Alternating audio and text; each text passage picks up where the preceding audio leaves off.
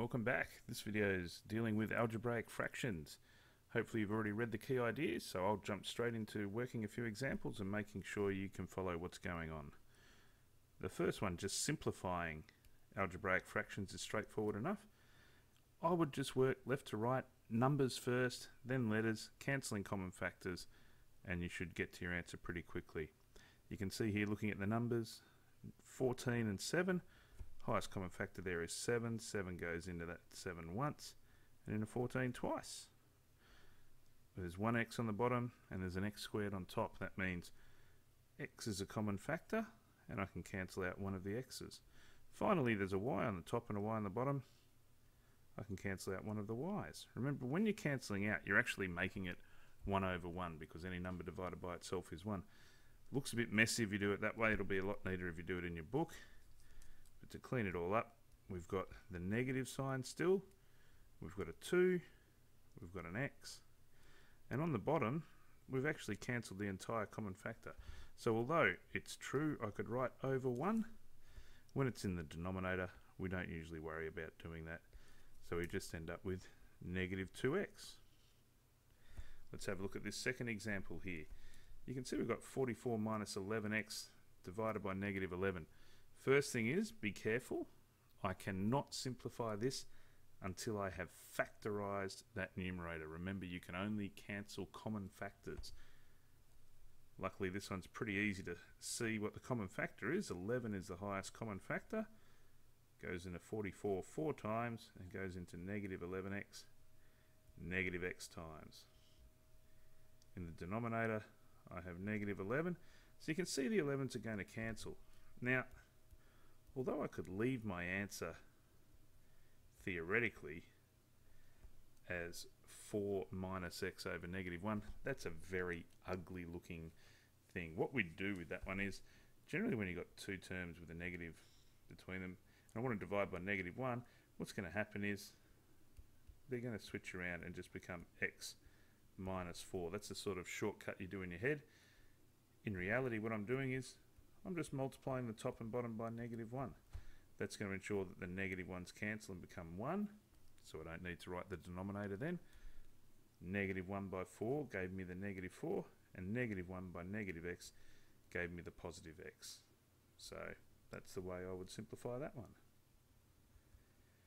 For addition and subtraction, you must express them in terms of their lowest common denominator before you go. Eighths and quarters, lowest common denominator here will be eighths. So I'm going to express everything in terms of eighths. Obviously 5/8 is still 5/8.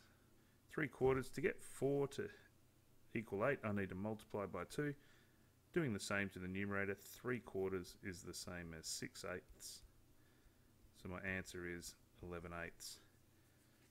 Back in grade 8 and 9 you probably would have been expected to simplify that down to 1 3/8, but really improper fractions are much more useful in terms of subbing into equations and that sort of thing, so I encourage you, you're in year 10 now, leave answers as improper fractions, that's fine.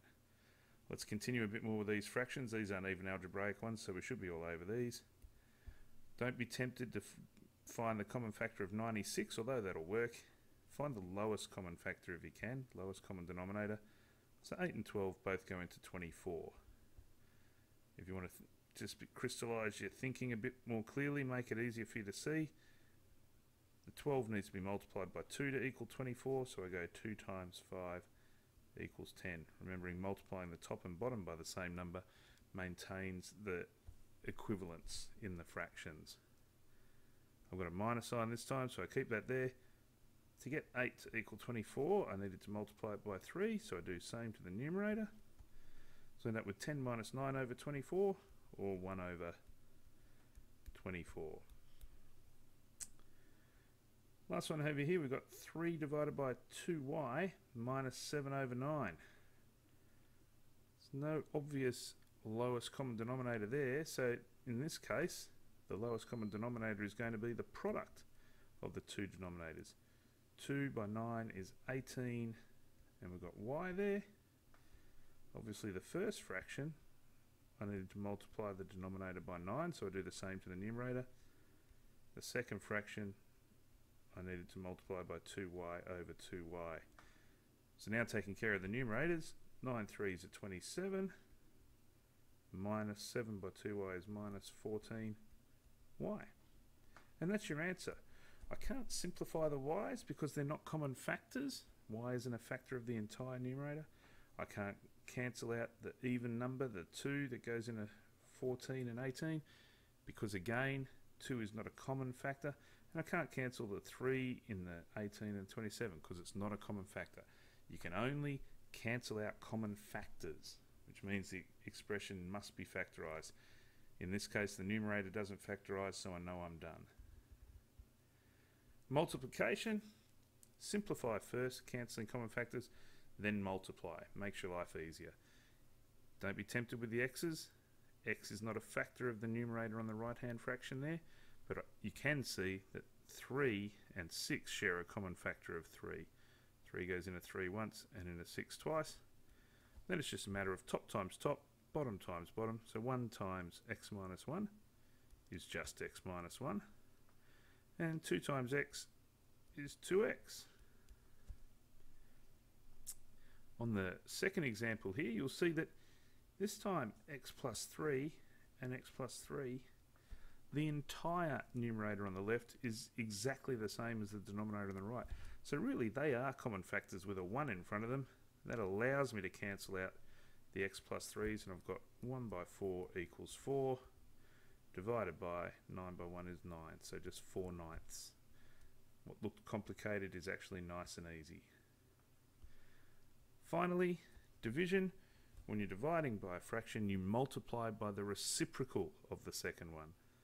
Always set that up first before you go any further. So I've got x over 5 multiplied by 15 over x. Cancelling common factors. The x's cancel there. 5 and 15 share a common factor of 5. It goes in a 5 once and 15 3 times.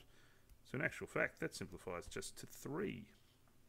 Finally, a slightly more complicated looking one. I'm going to again multiply by the reciprocal. When you're dividing by a fraction, you change it into multiplication of the reciprocal. On the left hand side, the reason I haven't filled it in yet is we want to do something a little bit extra. We want to factorise that expression. So 2x minus 6, you can see 2 is a common factor. The remaining factors are x minus 3. You can check if you expand that. Yes, I get 2x minus 6. In the denominator, 5 is a common factor. It goes into the first term x times and the second term negative 4 times. Now I look like I've got something I can factorise. Here the x minus 3's can cancel and the x minus 4's can cancel. They're both common factors. So I'm left with 2/5 as my final answer. Finally, there was actually a good little section in the textbook there about let's start describe the error. There are 3 problems involving algebraic fractions. Each simplification contains one critical error. They're asking you to describe the errors and give the correct answer. I don't want to spoil your fun, so I'm going to leave that as a task for you to do. And I encourage some of you to have a go at maybe making a video and posting it yourselves so we can all share and see what your solution looks like to each of those problems. Thanks for listening. Have fun doing your work.